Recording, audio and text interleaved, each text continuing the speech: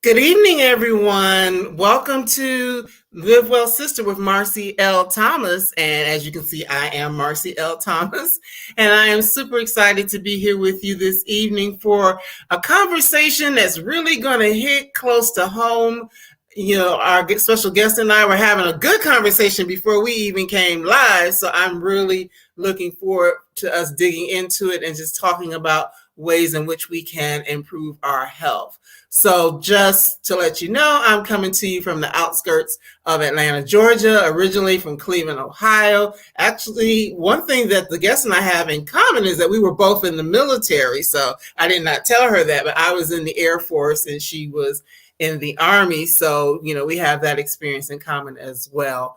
But this particular platform has been around for about a year and a half. And as you can see in the introduction, if you caught it, we like to talk to people who are across a range of different topics, but all that are about us being able to live well, which is basically to live our best lives as Black women in this world. So as you're coming in, you can let us know if it's your first time here, where you're joining from, anything you just want us to know as we get into the conversation. So tonight's special guest is Beverly K. Johnson, not the model, but Beverly K. Johnson, who is a certified personal trainer, nutrition and transformation coach, and founder of the Epic Academy and Genesys Fitness. After being a Zumba instructor for years, Beverly knew her influence included more than just helping forgotten women lose weight. She has grown her coaching practice into serving men and women who need a makeover from the inside out. She is a member of the International Sports Sciences Association and has been featured in dozens of national and international magazines. She is a well-known speaker as well, who is our girlfriend of authority, and we're going to find out just how much authority she has over the word that she's going to share with us and all of those great things. So as I mentioned previously, she was in the military as an officer in the Army, and she's a proud graduate of Alabama A&M University who currently lives in her home state with her dog, Diva. I'm going to say Zoe. It's either Zoe or Zoe. She will correct me and let me know when she comes on screen. So without any further delay, welcome Beverly Johnson to the room. Welcome. Hey, y'all. Hey. So is it Zoe or Zoe? She answers to both, but it's Zoe. Okay. Diva, high maintenance, judger of all things. She judges me every day. So all right. Well, thank you and welcome so much I'm so excited to have you here because as we were talking beforehand, there's some good stuff we're going to get into because, that whole thing of diet and exercise and fitness and, mindset and those things are things that impact a lot of us. So I'm really looking forward to getting into it. Absolutely. I'm ready. All right. So I guess to start, how did you get involved in the health and wellness world? I am an accidental entrepreneur in the health and wellness world. My journey stemmed mainly from me having health issues. Okay. And so as I had certain challenges in my own health, it required me to change my diet. It required me, to really look at where I was and what I needed to do. And some of it was, I was getting ready for a surgery. And I remember one of the surgeons said, the stronger you go into a surgery, the quicker you're going to recover. And I said, so what does that look like? He says, if you can start lifting weights, do your cardio. He said, the stronger you are, the faster your body will heal. And I was like, okay, challenge accepted. So it was a way for me to mitigate the recovery because it was already a lot of trauma on the body to, recover from anesthesia, stitches and everything else. But I also wanted to be in a space where I didn't want a lot of downtime. Right. I wanted to recover as easy as if that's possible from a surgery as possible. And that required me to also look at my diet. Mm-hmm. And some of it was, okay, it's just as you're getting older, it's the sweets. It's, because again, we're in the South. Everything is meat and sides and cornbread or gravy. And so it was a challenge for me to deconstruct my own palate and start challenging myself and finding other ways where I could still have a good meal, but not along the lines of what I grew up with. Well, you just said a word there, to deconstruct your diet. That's powerful, because you were, as we were talking about earlier, sometimes people, we get so used to, this is what we ate, this was mama and them cooked, this is what we always did. And a lot of times it's hard for people to do just what you said, to say, well, I need to do something a little different. So, what was that process like for you? It was a process of trial and error, because there were some foods that traditionally we didn't grow up with. Like, I didn't grow up eating asparagus. I didn't traditionally grow up eating spinach. I saw Popeye on the cartoons, but never had it in our house. So Right. there were certain foods that weren't really natural to our homes, or they were prepared in a way that the nutrients are cooked out. Right. So if you're always used to having it a certain way where the nutrients are cooked out, or it's covered in a gravy or cheese, you're missing out on a lot of the nutrients that the food may have.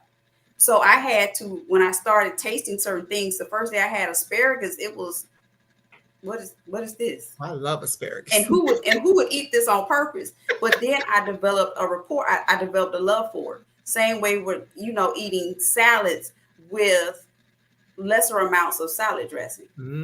Where you have some people that they're basically eating dressing because you don't see the salad. So it's having to do those trade-offs and say, okay, you're going to have the salad, but you're going to enjoy all the components of the salad and be able to taste it. You're going to have a salad dressing beyond ranch. You're going to try a balsamic. You're going to try something else. So I had to give myself permission to grow beyond the world that I know. Yeah, and that's something.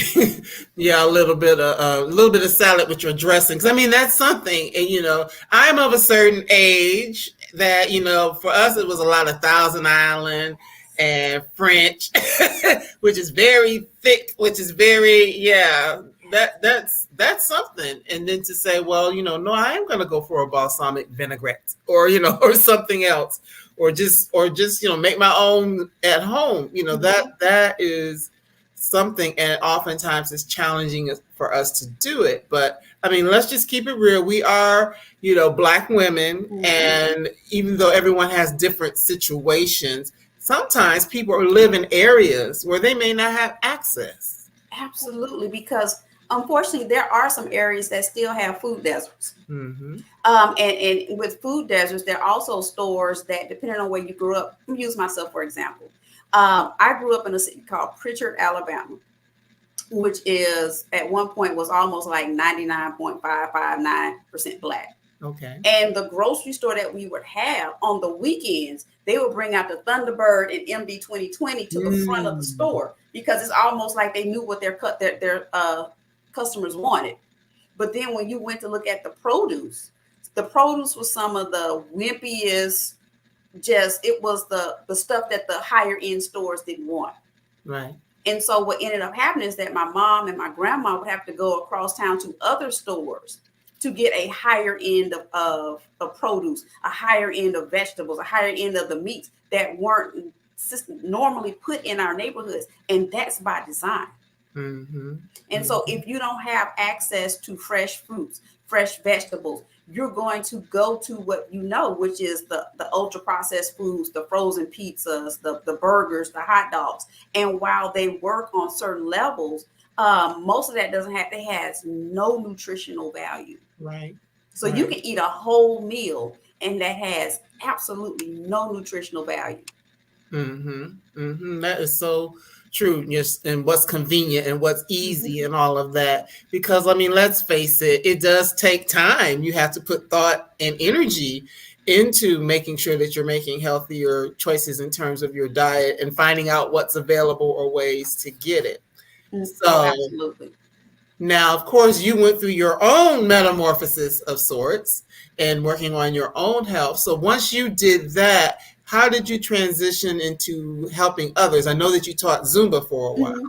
So it started with, as I was recovering from surgery, I was on the treadmill one day and I was like, I am bored out of my mind. I know I'm supposed to be recovering, but this is miserable. I hate every moment it is.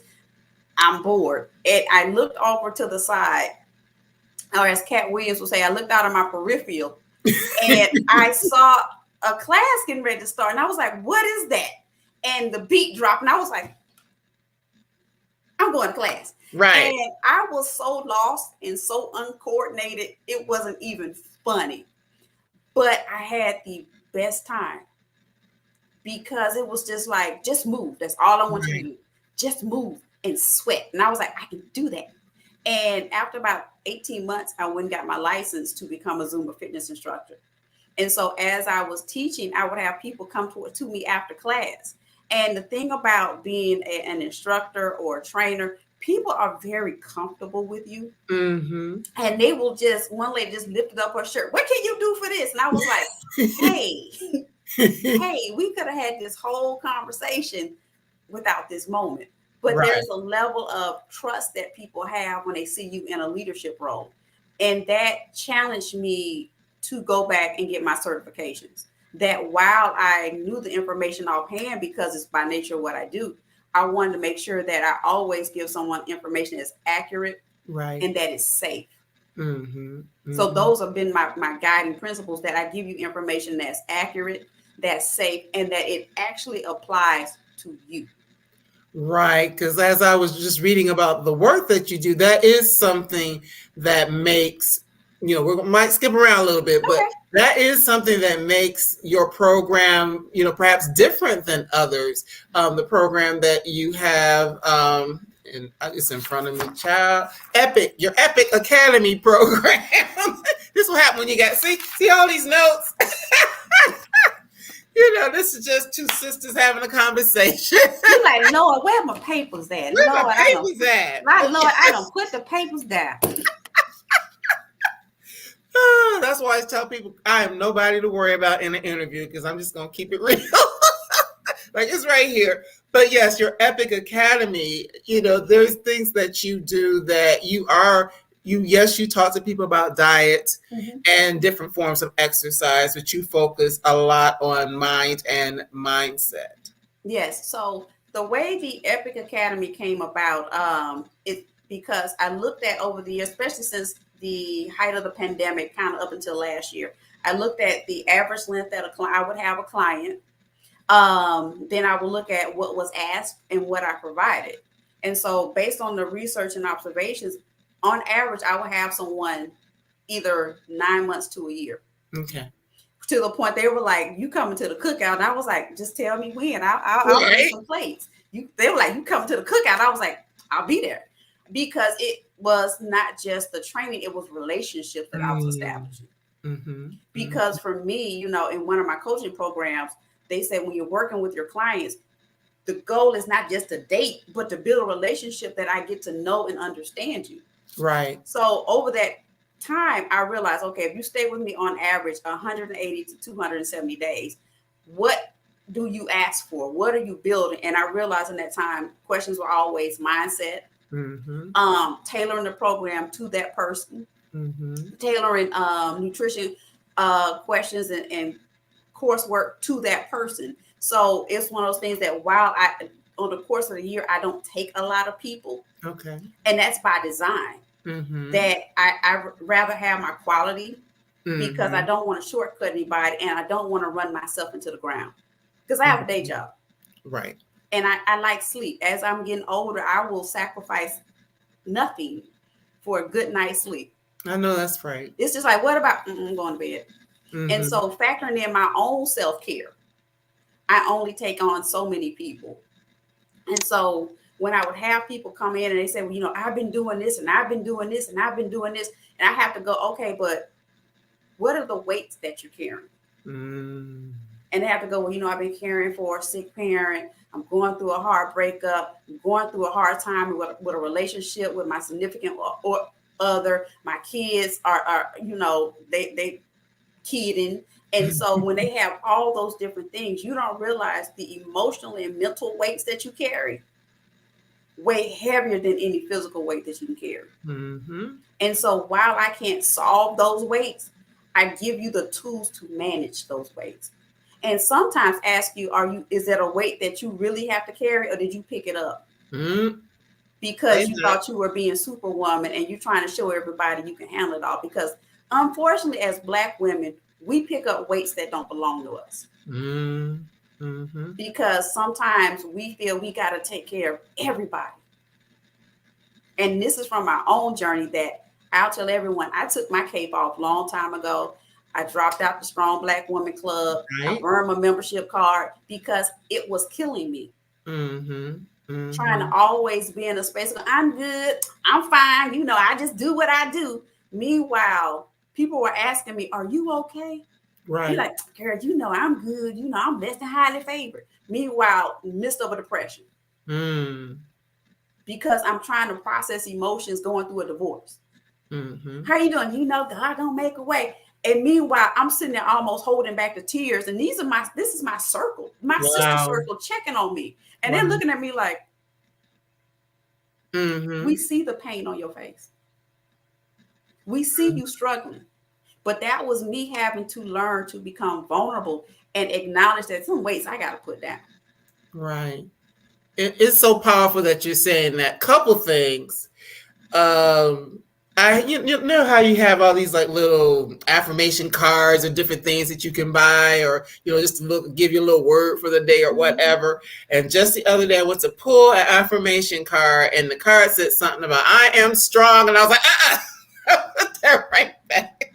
Because it was like, no, I don't want to be strong today. I don't want to be strong right now. I went and pulled another one that said, I am capable. I was like, okay, I can get with being capable, because that means that, I have the ability to, get answers and, seek assistance. I'm capable of doing those things, but I don't want to be strong. No, I will tell people I'm capable. I will tell you that I'm resilient, but I don't ever want to be viewed always as strong, because when you're always strong, that means you're expected to hold the weights of everybody and everything. And if you always are strong, you can't let anybody in to love you. Right. You can't let anybody in to nurture you, because I gotta hold it in for everybody. And that's a lot to carry every day.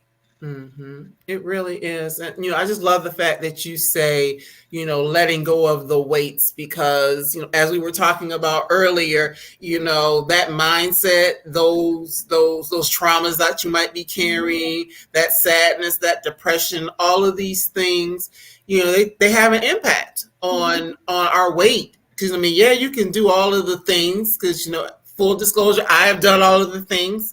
I am a person who has yo-yoed a lot in my lifetime. Right now I'm on the, the heavier side of things, working my way back in the other direction. But when I sat down several days ago and just wrote things, I was letting all that stuff out. That now, I have an understanding of what's been going on with me. And so now, as I'm working on the physical things in terms of my diet and my exercise, now I can go into it knowing, okay, I need to make sure that this is right as well. So that is something that you do with your clients to help them through that process. Absolutely. And the beauty about it is that I always tell my clients, or anyone that comes to my fitness classes, I'm still a work in process too. And like last night, part of why I didn't get much sleep is because I was working through an emotion. And I was proud of myself because I let myself sit in that ugly space and go, okay, you're going to figure this out. Because when you don't sit in that ugly emotion and you don't give yourself time to sit with it, you're going to lash out. You're going to either lash out at somebody, or you're going to turn inward and seek food for comfort. Right. And this morning I sat with it long enough, and it came to me what the real problem was. And I sat there and I was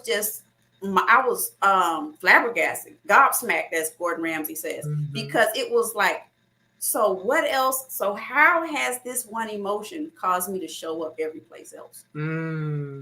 How has this one emotion how has that impacted all my other decisions? And that's a hard thing, because it kind of reminded me of that spaghetti sauce commercial, that Prego commercial, I think, what says, well, what other bad decisions have I made?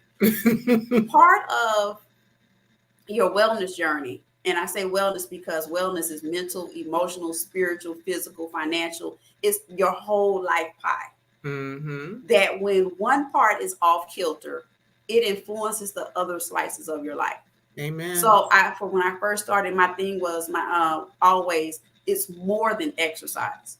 It's Mm-hmm. more than about just going to the gym, because whatever weights you're still carrying when you go in, you're still gonna carry them when you go out, Mm-hmm. because you have Mm-hmm. to address, how did I get here? Right. And that is the hardest part, that none of us enjoy doing the shadow work. Right. Right. Yeah, and that's something. How did I get here? Because I mean, the reality of it is, I'm someone who's speaking from personal experience. I can get there have been times in my life where I get in a zone, and it's okay. Yeah, I'm eating everything I'm supposed to eat. I'm working out like I'm supposed to work out, and I'm doing all the things, and I'm seeing the results. But then something happens at a certain point where I can get so far, and then I start reverting back. Mm-hmm. It's like I did all this hard work, but now I'm reverting in the opposite direction because I didn't deal with whatever was going on in here and in here. Mm-hmm. That, yeah, physically I can do whatever. I know what to do. I know how to eat. I know to drink water. I know to get more rest. I know these things. But if I'm not dealing with the other stuff, Mm-hmm. then it doesn't last. Now, one of the things you do talk about is the whole yo-yo thing. And that's the hardest part for people to have to grasp, because I've had people come in and say, well, is this all we're going to do? Yeah, this is the same thing your previous trainer showed you. Same thing the person before that trainer showed you. The root, it doesn't change. And I had one lady, I was like, at some point, we have to address the root cause. Mm-hmm. I said, because if you're telling me you're going through, you had this trainer, this trainer, this trainer. And I said, and I know these people. I know the product of their work. So you're telling me you've gone through a assortment of people and nothing has changed. There's a common factor in all these scenarios. Mm-hmm. And she got a little offended. I said, so I'm not saying it's you, but there's a common denominator. Mm-hmm. And until you address what's holding you back, you're just going to go to the next person and the next person. Mm-hmm. Mm-hmm. So, of course, we know exercise is a building block. Losing weight, of course, but just in overall wellness. So, I know you deal with a lot of clients who may be, 30, 40 plus. Mm-hmm. How important is it for us to have a balanced type of exercise or physical fitness regimen? Meaning not just cardio, not just this, not just that. How important is it for us to make sure that we have a balance in the types of activity that we're doing? I will tell everyone, cardio is the sexy part, Mm-hmm. because you can get on a treadmill, you can walk for 20 minutes, you can walk, you can get on an elliptical. It's the sexy part, because you get off and you see the immediate return of it. You look down when you finish, like, whoo, I was on a treadmill for 35 minutes and I burned 313 calories. I'm that girl. And you take the selfie with the little sweat glistening off. Mm-hmm. Mm-hmm. And then it's like, okay, but what about the other part? And you're like, I don't do that. Because we have been often taught that as women, you don't need strength training.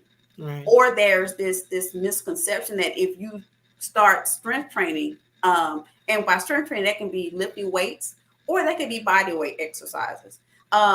We've always been taught that, you start lifting weights, you're gonna look like a man. And don't no man want a woman that look like a man. And so it's that whole thing that, we have this idea that when you're gonna start lifting weights, you're gonna look like a male bodybuilder. Mm-hmm. And that is the furthest from the truth. I've been lifting weights consistently now for 10 years. Okay. And so it's a matter of not just the strength training, but understanding how to effectively use it. Mm-hmm. And having a program that's built that has your cardio, that has strength training, as well as flexibility training. Because as we get older, and I'm in that category, that the number one injury accident for older people is falls. Mm. And so we have to make sure that we're strong enough that if you do fall, you can get up and recover. Right. So my goal is to, when I work with my clients, is to build a balanced program that I give you what you need. You have the strength training. We address the problem areas, because of Black women, it's normally our stomachs and our lower body. because we were built fabulous. Right. So that's always a thing that, we want to make sure that we snatched in all the right places. And as best I can for my clients, I grant you your request.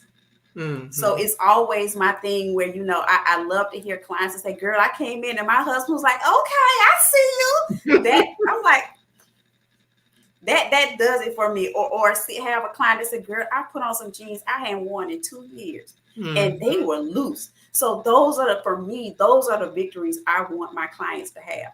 Not just to see the scale, but I want to see your confidence grow. I Right. want to see your beauty grow, because as I work with them over the months, I see from how they walk in to over Mm-hmm. the course of their time, I see them grow into a totally different person. Where I Right. had one client at first, I was like, she would never wear a tank top. Oh, wow. By the end, going into round two, every other day she had on tank tops. And I loved it. She had on the cutoff tank tops, and All I right. was here for her because I love to see her confidence grow. Mm-hmm. Mm-hmm. And I think that some people think that it's all about, being able to fit into a skinny jean or a size, whatever. But it's not always about that. For me, it's never about that because I've told all my clients that if you're looking for me to get you down to a single digit, I'm not, Right. because you may not be built for a single digit. But Mm-hmm. where I want you to get to is where you have an amazing quality of life. If you are on any type of medications, the doctor can start weaning you off of it. That if you have little people, grand little people, that you can be out and you can run and play, that you can enjoy the life that you were given. Because this ain't a dress rehearsal. Right. We're not getting no second chances. So my goal with all my clients to give you the life that you say that you want. So when I hear people say, well, I just want to be happy, I'm always like, well, what does that look like? Well, Right. I don't. And It's so as different you for so every so person. so when I have people start breaking it down, for some people that's financial liberty. For other people, it's like, you know what, I just want to get off these medications. I want to play with my grandkids. I want to travel. So those are the things that ultimately motivate people to want to improve their quality of life. Mm-hmm. And that is so important because, yeah, wearing XYZ size, yeah, I mean, yeah, okay, but that's not the most important piece. Because, hey, we know that people who are considered skinny or fit Mhm. who are still unhealthy. Mhm. You can be skinny fat. You can be a Mm-hmm. certain size, but you can still have diabetes. You can still have high blood pressure because they're no respecter of people. Right, right. Those two don't discriminate against anybody. Mm-hmm. Mm-hmm. Well, that kind of leads me into, we talked about the activity piece. What about eating? Because of course we know there are all these different types of fad diets. There's, intermittent fasting. I mean, smoothies. Because I'll admit I was the smoothie girl for the longest, and that was one of the things that didn't work over the long haul. But it's we always hear all these different things Mm-hmm. about what we should do in terms of what we take into our bodies and nutrition.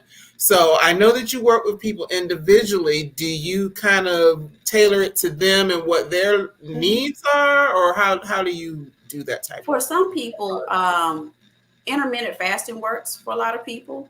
And what people have to understand, intermittent fasting is not a diet. It doesn't tell you what to eat. It just tells you when to eat. Mm, And the thing that I've seen some people where it goes sideways is that I've had, co-workers say, well, I can eat from 10 to 7. Okay, you can, but you still have to change what you're eating. right. So I see some people, I don't eat after 6. And I'm sitting there watching you eat. And I'm thinking, sis, just go on and eat the whole day. Hey, sis, just go on and eat the whole day because nothing's changing. So Right. with intermittent fasting, yes, you have a window where you can eat, but you still have to make the conscientious choice to figure out what's going to be the best thing to eat. And that's the part where I've seen people struggle with that.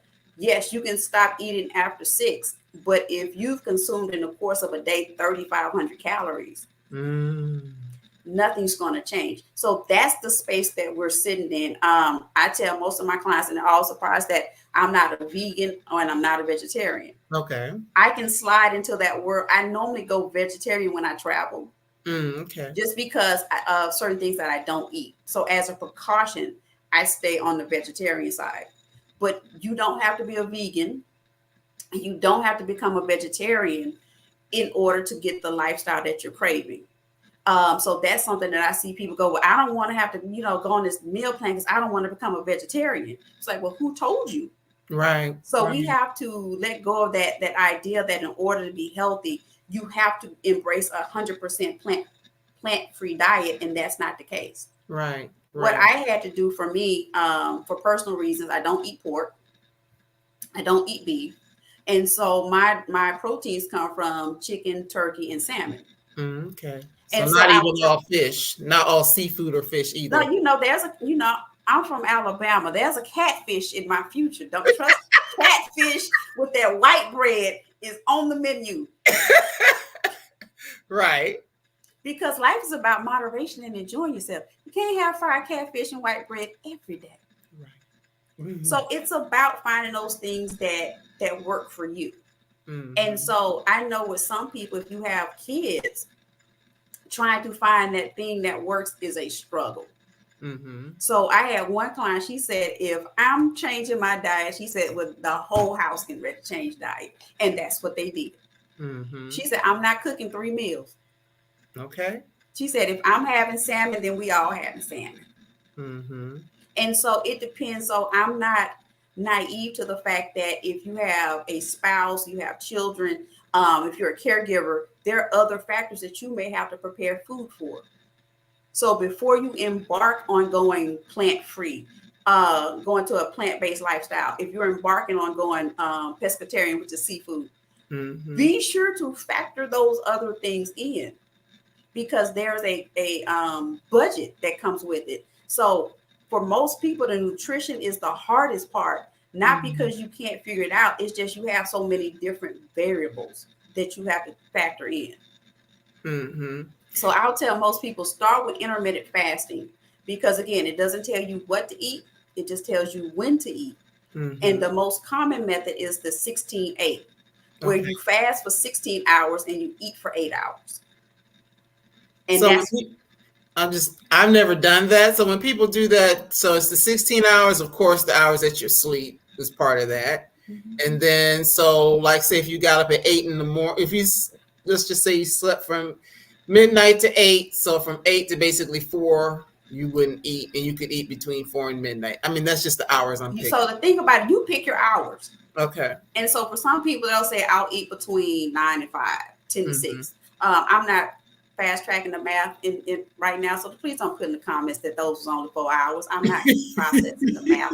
I know I know the math ain't math. And I know that because I'm trying not to sit here and do this. Right. But whatever your 8 hours is. So if you figure, okay, I like 9 to 5. And at 5 o'clock, I'm not going to eat. That may work for you. So you sit and go, okay, what I'm going to have for breakfast. So for breakfast, I may have oatmeal and a fruit. For lunch, I may have this and this. Your goal is still to make sure that for women, our caloric intake shouldn't exceed about 2,000 calories. Okay. But it also, here's the caveat, it's also contingent on what you do all day. Because I teach Monday through Thursday. And so there are some days where by the time I take my watch off, I have burned 2,200 calories. So my meals for the day are a wash. Okay. So what I eat on the day that I teach versus a rest day may be different. So today was a protein day. So I had the chicken and the sweet potato and the vegetables for lunch. So come Friday, it may be a lighter day because I don't do anything. So a lot of times look at kind of what you're doing that day also. Okay. Any thoughts or tips for people who are working from home or have sedentary jobs? Because I know that I talked to a cardiologist, Black female cardiologist, not too long ago, and she was saying how a lot of people's health outcomes have gotten worse since the pandemic because people became more sedentary and more homebodies. So what are some of the things that people who find themselves in those types of situations can do to help themselves? Teamwork from home has put everybody on struggle. I work from home. Okay. I sit in this room this room to the point where I'm sick of it. There are some days that by Friday I pack up my laptop and I go sit in the kitchen because I just need a change of scenery. And the thing about it is that because you're right here, more than likely your kitchen is right there. It is. You can look at it. It's right there. And so you go get a snack, come back. You get another snack and you come back. Then it's time for lunch. Or you go to sleep. You go lay down. One or two. Either if you work from home, you either working through or you're going to take a nap. And then you eat a snack. And so whereas in the workplace, we were more apt to bring our lunch and we had a little more control over what we would pick. Working from home, kitchen's right there. DoorDash brings your food. Uber Eats right there. And so there's a convenience factor that's now there that we didn't have working in every day at the workplace. Right. And so for me, because when I'm not excluding myself because I gained weight just like everybody else. And I remember I was like, my jeans just don't look right. And I got on the scale and I was like,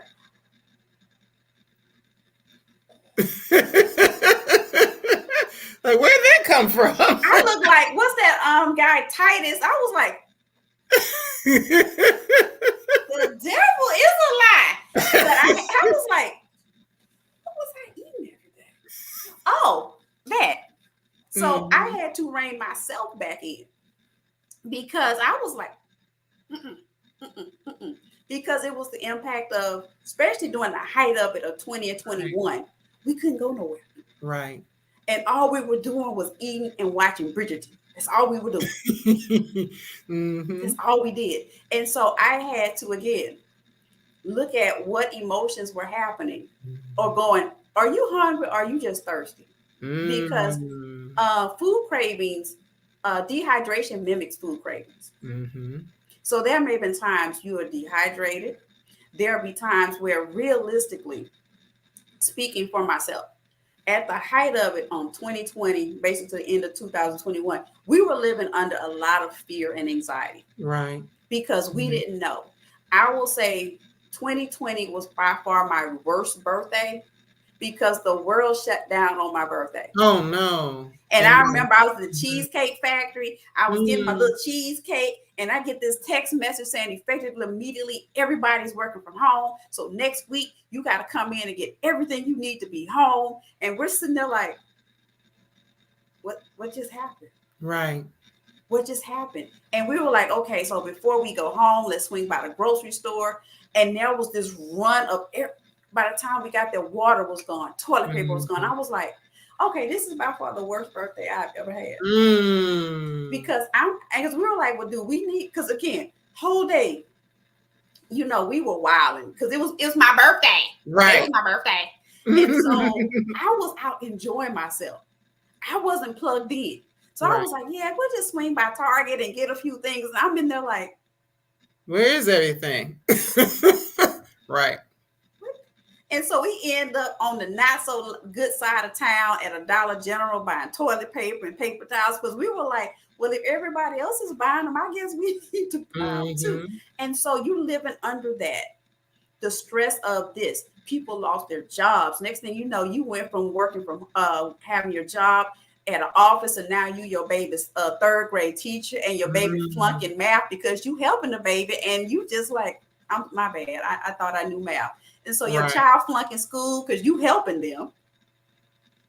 Because clearly that's not your strength. So we had all these dynamics happening. And the only constant we had was food and Netflix. Right. And Hulu. Right. And Disney Plus. We watched that to no end. Right. My cousin started baking bread. We don't know why she was baking bread. So we did a lot of things as a coping mechanism during that time. So as you're going through this thing of getting ready to lose weight, give yourself the grace to realize where you may have been sitting at that time. Right. Were you dealing with anxiety? Were you dealing with uncertainty? Because the last few years put strains on relationships. It put strain on being here because you went from you and your partner rolled out every day To next thing you know, you're at home, your partner's at home, and your kids are at home. Woo. And you're together 24/7. Mm-hmm. Well, thankfully, I'm single, so I did not go through that. But yeah. So that is a lot. So as you're starting to process how you get here, look at what you were dealing with at that time. Look at everything that was happening. Go, man, I was dealing with a lot. And so sit down and go, okay, so those things don't happen right now. The kids are back in school. So maybe right now look at, do I need to buy as many snacks as I have? Right. Do I need to start substituting instead of having the Hershey's Kisses? Maybe I need to start looking at having more fruit.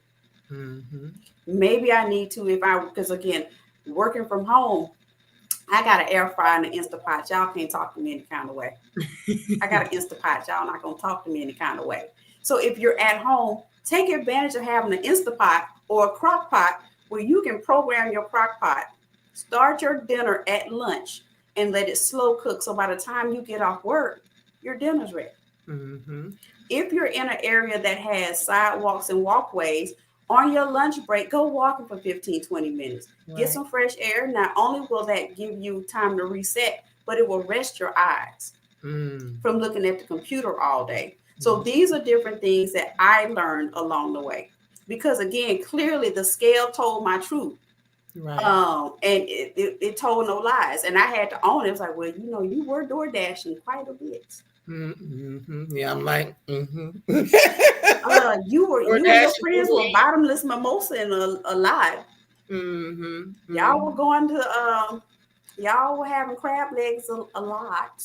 And I was like, you're right, because during that time we were all, because I'm single also, we were by ourselves and we were trying to create community. So now it's like, okay, can we create a community that don't involve food? Right. Can we find some other hobbies? Because yeah. Right. And you said a thing right there, because, my day job, I actually work for Girl Trek, which is the Black women's walking organization. That's my day job. I follow Girl Trek. I love them. Yes, if you see them on social media, that's me. But we know walking and things like that. But one of the big things is, yes, we get out and walk, 30 minutes a day, 5 days a week is what we suggest that people do.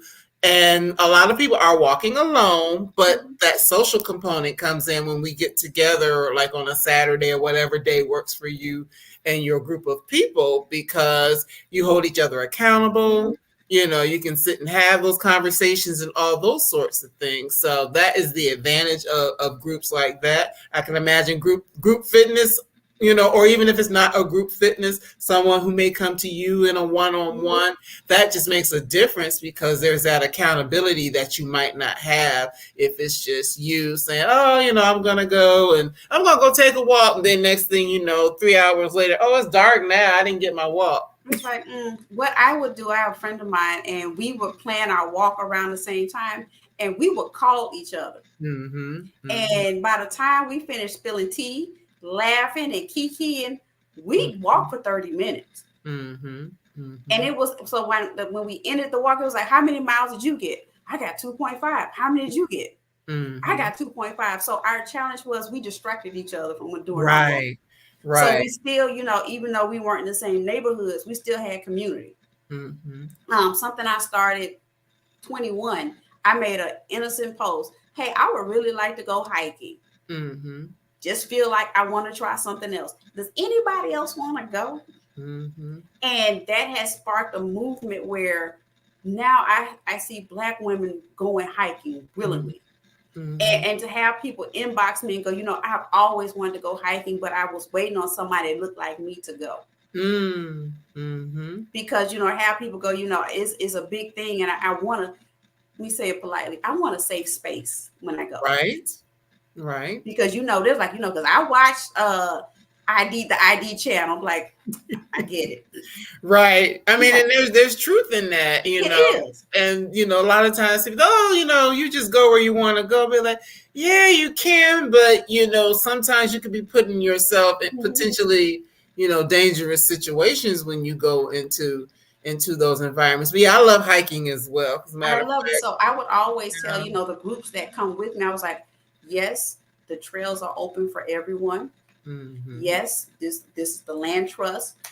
These trails are available. However, I'm going to ask that you practice wisdom, mhm, that you aren't afforded the privilege of walking freely in safety as other demographics. right, So please don't be out here by yourself.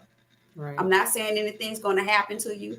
I'm just saying please be mindful of the current of the temperature of this country, mhm, and don't be out here by yourself. mhm, And they were like, "Well, I can handle myself." If you fall, mhm, who's going to be out here to help you? right, I would say not just in this political landscape, but for safety purposes. If something happens to you, I said, because some of these trails don't have signal, you right, just gonna be laying out here for the mountain lions mhm, mhm. or the rattlesnakes. Yeah, and I'm laughing. I'm just smiling because, as I said, I live on the outskirts of Atlanta. And, Atlanta is very hilly. So there are a lot of areas that have trails that look like you're in the mountains, even though you're really not. And there's this one that I like to walk on, and it clearly has signs say, be mindful of the coyotes. I'm like, what? I was like, say what? Oh, And man. we already are scary people, so it does not take a lot to discourage us. Right. We're like, I ain't going. I'm like, yes, you are. So Yeah, it's and I that mean, thing. I went, because I think if anything, there's probably more so they like people who have dogs. I know you mentioned you have a dog. I don't know how big Mhm. your dog is, but like make sure you keep your dog. Oh yeah, make sure you keep your dog on a leash because if they're just roaming around and in the coyote season, they might be dinner. So, so just to be mindful Because of I live out in the that. county, and I have to tell my dog, look, I get it. You're a little dog. You got a big attitude, but your owner doesn't. Right. So run. So I'm gonna tell you, you can fight the battle. I was like, but I'm gonna tell you, it's not gonna go down like those YouTube videos where the owner saves their dog. You don't have that owner. So the diva is on her You own. don't. I was like, I'm not gonna tell you I'm gonna jump in and fight because you don't have that type of owner. Mm-hmm. I was like, so when you see these Crocs flying in sport mode, you need to come on. Just come on, get with it. One other, well, actually two other things, because Mhm. believe it or not, we're getting down to our last 10 minutes. Believe it or Okay. not. One of the things, because I do know that you deal with a lot of more mature clients. What talk to us a little bit about women and menopause and how that impacts like what's happening in their bodies and say their ability to lose weight or maintain weight loss and things like that. It becomes difficult, but not impossible, because by this point you're hormonal. You're having your private summers. At that point, everybody makes you sick. You can't stand nobody. You just leave me alone. And Mm-hmm. so when you're having all that, you start also developing. You start seeing your body softening. And so when I say softening, the upper body, the lower body, so things that at one age you could do whatever and you would snap back. Once you hit menopause, it don't snap. Mm-hmm. You have to work with it. So it's that also that space of, like I tell clients, because again, I hit that golden birthday a month ago. All right. Well, And happy belated so birthday. thank you. So it's also that thing where, for me to even be in the mirror and see my body change, it's like, you know what, baby, you earned these. You earned these stripes. To be Mm-hmm. in this space is a blessing. So I have to work with my clients to tell them to encourage them to have realistic expectations of where you are right now. Because the 47-year-old you and the 34-year-old you and the 27-year-old you, those bodies were different seasons. So I have to encourage not to put such a premium of what you look like at 27, thinking you're going to get back there. Right. Because at this point, you have children, and you may be a Mimi by now. And so let's get you at this season. Mm-hmm. Because I had one coworker, she always like, I need to get back to my high school weight. Why do you want to be a stick? Mm-mm. Why do you want to be? Mm-mm. But for her, that was her peak season. And then she showed me pictures. I was like, why don't you want to be her? Because she got it going on. So Right. it's having to, again, deconstruct what we consider attractive. Mm-hmm. Because I think with every decade brings a different level of confidence, a different level of maturity, and a different level of appeal. Right. Because there's a reason, listen, y'all, for all of us that's in the 40s and 50s, there's a reason the younger generation of men desire you because you got it going on. You are the, I don't know if they still say it, you are the bomb.com. I don't know if they say that or not. I don't It's know. all right. You still got it going on. So my goal is when you're hitting this menopausal phase to realize that now you may have started developing a pooch, which comes with menopause. So my goal then is to strengthen the muscles to help minimize the pooch. Mm-hmm. Let's build your core.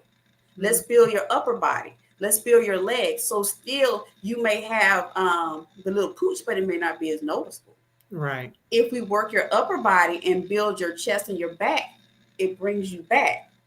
So now your posture's changing and other things start becoming more present. All right. And so it's that thing of learning, okay, let's build to where you are. Mm-hmm. So now you get to walk into the room, your back is straight, your back is tight. You got your Angela Bassett arms. Okay. You got the Halle Berry secret of age going on, but it's an intentional process of saying, I'm not trying to get you back to your 20s, but I want you to be the best, beautiful 47-year-old woman that's on this earth today. Mm-hmm. So let's deconstruct everything that may have been holding you back and get you right here. Right. That's so important, because I say that all the time. Yes, I have a goal, but the goal is more about how I feel and making sure that I am. Some things you can't prevent, but some things you can delay. Mm-hmm. Just making sure I'm in the best condition that I can be. Because when I say living well, I really want to live well. So, and some of that does have to do with things in the body. But do I want to be the person that I was when I was 30? No, not really. Because I look at those pictures like, oh, she was skinny. I got a little more, going on. I like that. I like it. That's what I'm saying, that, as we age, our bodies also, there's a redistribution that goes on. So again, I can only speak for Black women. You may notice that as you've gotten older, you may become a little more hippie. Mm-hmm. Ain't nothing wrong with that. Right. Ain't nothing wrong with that. Right. You may discover that you're like, oh, girl, because our bodies are starting to change. And so as you're in this menopausal season, let's play to your strengths. Mm-hmm. Mm-hmm. And so that's how I had the client come in one day from her working out. She said her husband was like, I see you. Mm-hmm. Yeah, okay. She was like, he was like, I see what you're working with back there. And to me, those are the things that show that I'm doing my job. Right. When you can put on your jeans and you like, that lets me know, because oddly enough, I don't weigh myself. You took what was right. You took it right out of here. I was just getting ready to bring that up. The whole thing about like weight and BMI and all that stuff that gets put on us. I don't weigh myself, because if you get stuck in that number, you won't see your non-scale victories. And your non-scale victories are, you may notice you've gone down a dress size. Mm-hmm. You may notice that you're sleeping better. You may notice that you're walking farther. You may notice that the doctor said, now you can come off, we can wean you off this medication. So there's so many other celebrations that you can have that aren't tied to the number, because if you go down a dress size, you've lost at least 10 pounds. Mm-hmm. Mm-hmm. If you start seeing it in your face, you start seeing it in your neck, you start seeing it in your arms, or even if you're starting to lift weights, you may start seeing that little tone come in the arms, and you like, I'm making progress. Mm-hmm. So don't let those 3 digits on the scale dictate your success, because sometimes the numbers don't always catch up, but you may be gaining muscle and you definitely gaining confidence. Mm-hmm. Mm-hmm. Because I know my mom and I and other people talked about Yeah, the number and then also the BMI, how the BMI is not kind to Black women, Black people anyway, because it's based on other Other body, standards. other standards. So we can't always go by that. Because if I go by the BMI standards for my height, I'm supposed to be freakishly small. Mm-hmm. And it's to the point where that's not going to happen. And Right. so I encourage you not to just go look at those standards because they weren't designed for Black people. And so if you're trying to go to that number, say it says I'm 5'5" and I'm supposed to be 122 pounds. But will 122 pounds look good on you? Right. Because 135, you right in that lane. Mm-hmm. So it's one of those things that, okay, what works? If the doctor says I'm healthy, if the doctor says that I'm right where I'm supposed to be, my levels are good when I get my physicals, then why are you going to obsess to go down to a standard that wasn't made for you? Right. And I endured that when I was in the military. Well, yeah, so I was in the Air Force, so I know. Mm-hmm. Mm-hmm. I endured that having to, try to arch my back to go to be 5'5" instead of 5'4", because if I'm 5'5", I'm in another weight range as opposed to 5'4", and say, well, you right on the edge for 5'4", and I'm like, based on and true story, based on the scale, they said at 5'4" I was supposed to be like 125, and I'm like, I can't ever be Right. 125 under nobody's circumstances. Right. But to try to have that number and obsess over it because you're like, I gotta make weight.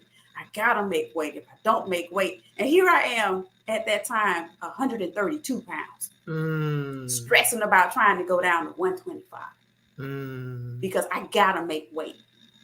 Right. Yeah, because what they would put you through, that's a whole nother conversation. I managed to maintain, I'm 5'11", so I got, leeway.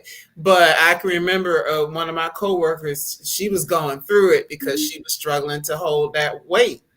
And just the things that they put her through to try to make her, keep her under a certain weight. But yeah, that's the thing. Well, we are like right at time, but I have to ask you this because it is important. It's something that you say that you do and you go and get it, and I'm gonna let you go get it here in a couple minutes, and that's that rest. How important is getting adequate rest, sleep, all of that to the whole process of being in your best physical shape? Well, without adequate sleep, it can lead to coronary problems. It can lead to, if you don't have your adequate rest, the first thing you're going to do the next day is get a cup of coffee with a lot of sugar, and you're going to fuel yourself all day with sugar and caffeine to try to keep going. And so then when you're wondering where the extra calories are coming from, it's because you're trying to keep yourself lifted all day. Sleep regulates the mind. Sleep regulates the emotions. Sleep helps with your weight control because with adequate sleep, you don't end up in that cycle of caffeine and sugar and energy drinks all day. Caffeine, sugar, energy drinks all day because you're still trying to go through. And for sleep, and not just sleep, that time before I go to bed to power down. Mm-hmm. So for what it's worth, just because I'm saying in case I get stuck in a foreign country, I've been studying Duolingo and I've been studying Spanish because if I get stuck in a Dominican, I can speak Spanish. So my thing every night is I study my Spanish, and by a certain time, my phone goes to do not disturb. I have it set to do it, and I power down.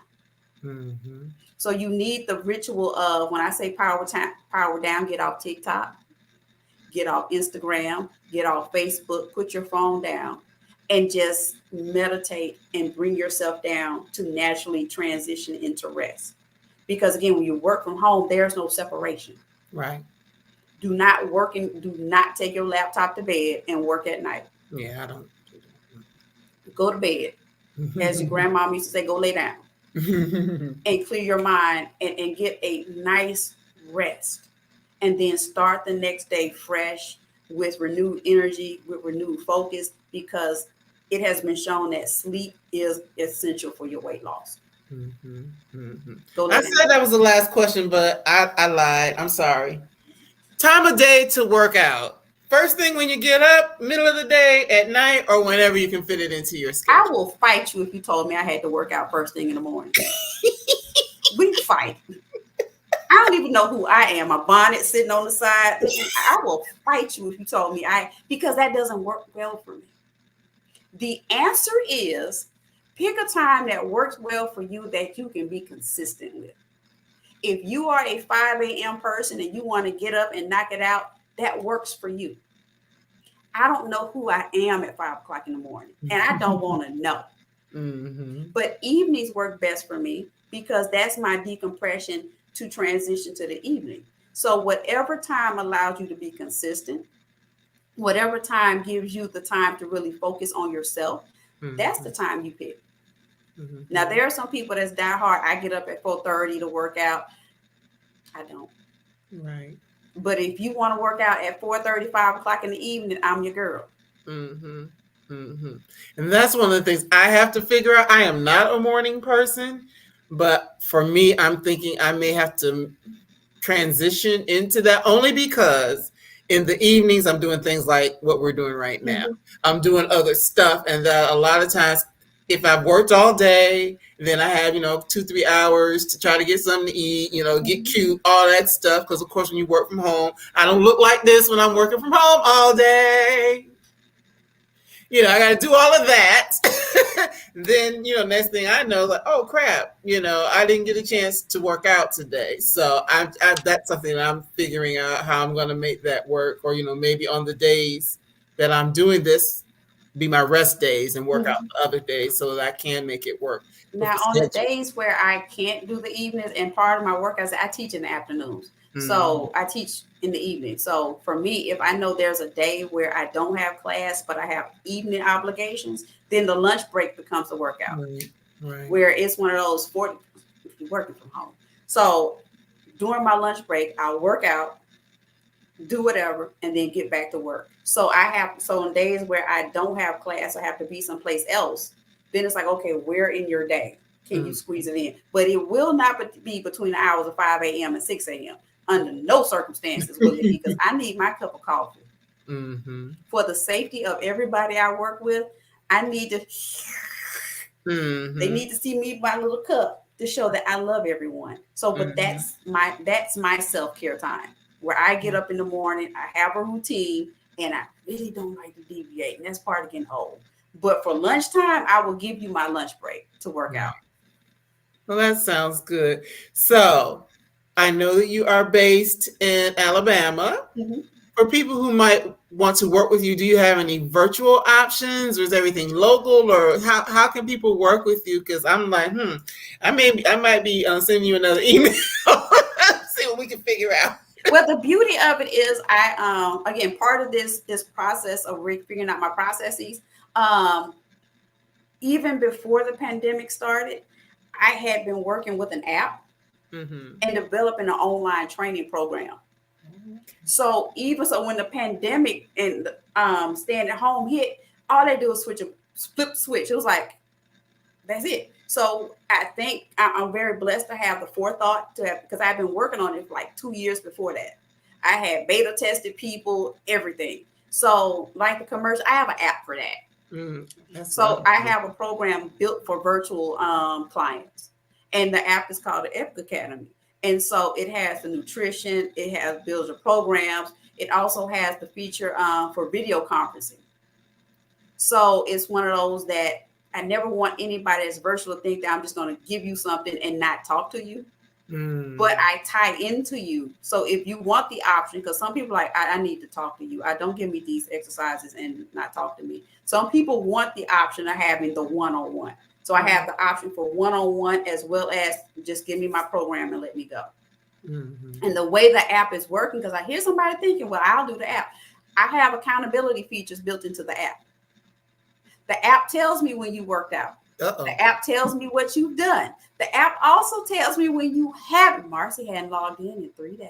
Uh-oh. And you start getting emails. Hey, is everything okay? Marcie still hadn't logged in. So don't think you're going to cheat the process, because I thought about that. I also have the accountability tools built in to check in with you. Just because we may be virtual, you're still not out of my purview. Okay. That's good. So what is all of your different ways of contact have been scrolling at the bottom Mhm. of those, which is the best way if someone wants to get into the program, the website or one of the other places to reach? Probably all enough Instagram. Probably Instagram. Okay. And I had to put the K in my name because I was honestly the goodness, and you can laugh. I was doing a live, and the lady said, I pulled up your website and it had the model. Mm, And I said, you forgot the K, right. not the Right. model. And so that's really where that little slogan came from. Because she was Mm, like, I was looking and I was like, that don't look nothing like you. And I'm like, you forgot the K, didn't you? mm-hmm. And she was like, I said, not the model. You got Right. to add the K. Right. So even though that's a running joke, please don't bother that beautiful woman. Please don't bother. Don't bother her. Mm-hmm. Well, that's good to know, and I'm serious that we homies now, so I'm probably gonna reach out, because I mean, yes, I'm a part of our organization and we walk and all of that, and I'm actually getting ready to start taking a kickboxing class and things like that. But it's just good to have people that can hold you accountable and some of the other things that maybe I don't do, because I will admit, I am bottom heavy and leg strong, but this here is not strong. So, Mm-hmm. I need to work on that overall fitness, Mm-hmm. so, And or the that's natural stretching. for women. This is not our Mm-hmm. strength. I Mm-hmm. tell anybody, if it getting, should you have to tussle, your leg strength and your elbows gonna be the MVP. Mm-hmm. Mm-hmm. Yeah. So, Should you ever have to handle business, it's your leg strength that's gonna pull you through. mm-hmm. Mm-hmm. That's true. Well, thank you, ma'am. Thank I you. I appreciate it. I had so much fun talking to you, and I'm sure didn't get questions, but that's okay. I'm sure people that enjoyed it and see a lot of people liked it, and of course, folks always watch after the fact as well. So this was a really great and Thank fun you. conversation. Is that the doggy? Oh yeah, that is a little dog. She didn't know you a German Shepherd. You a German. She's big. You a German Shepherd. A little You pup with are a a big German. attitude. But yes, I'm really excited, and just the work that you're doing is wonderful, and it's important. We need people like you, and you have personality, and you're fun. So I really suggest that folks reach out to Beverly K. Johnson to get your life in order, to join the Epic Academy, and all of those things to help with that. Thank So you. And y'all, this is my trusty assistant. If you're here local, she will escort you to your gym, to your spot. all right. Well, I do want you to hold on for one moment. Okay. You stay there. I'm going to say goodbye, but don't hang up Okay. because I do want to at least say goodbye to you before we go. Mhm. But I'm going to announce what's coming up next week and the week after. So you just hold on for us. Okay. All righty.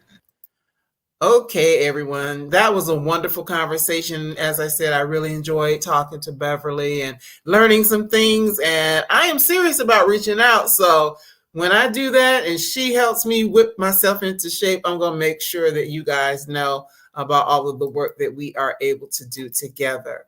So, by means of what's up next week, we will actually be talking about Black women and pregnancy. So next week we have Dr. Monique Rainford, who will be here to talk about her book Pregnant While Black, which is about advancing justice for maternal health in America. So I'm looking forward to that conversation that we can help a lot of women who are wanting to have children, who have had children, or just are concerned about Black women's health during pregnancy. So that's next week. And then the following week, I will have one of my favorite local owners of a yoga studio. That is Dr. Kaylee Arnold. She will be here to talk to us about yoga and Pilates and all of that. And she is actually a doctor who decided to opt out of practicing medicine to open up her yoga and wellness studio. So, of course, she has a story with that because she wanted to serve and minister to people about their wellness in a way outside of the traditional medical field. So I'm excited about that. So Thanks again to everyone who has joined and watched. We look forward to seeing you next week. And in the meantime and in between time, please continue to live well. Have a good night. Bye-bye.